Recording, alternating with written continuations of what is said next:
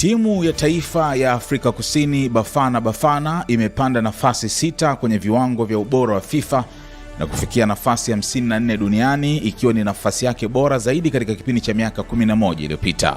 Kupanda huko kumekuja kufuatia ushindi wa bao 1-0 dhidi ya Korea Kusini katika Kombe la Dunia 2026 pamoja na sare dhidi ya Jamhuri ya Czech katika hatua ya makundi. Chini ya kocha Hugo Broos, Bafana Bafana imeonyesha kiwango kizuri kwenye mashindano hayo, jambo lililowezesha kurejea kwenye nafasi ambayo haijaifikia tangu Januari 2015 ilipokuwa ya 52 duniani.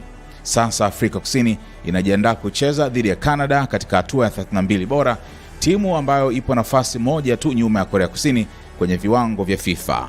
Ushindi katika mchezo huo unaweza kuifanya Bafana Bafana kupanda zaidi kutokana na uzito wa alama zinazotolewa katika mechi za Kombe la Dunia.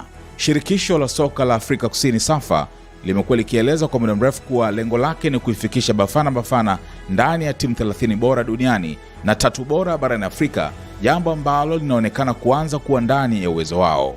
Nafasi ya juu zaidi kuwahi kufikiwa na Afrika Kusini katika viwango vya FIFA ni ya 16 duniani, walioifikia mwezi Agosti mwaka 1996 baada ya kutoa ubingwa wa mataifa ya Afrika AFCON. Kwa upande mwingine, nafasi ya chini zaidi kwa kushikiliwa na Bafana Bafana ilikuwa ni ya 124 mwaka 92 waliporejea kwenye soka la kimataifa.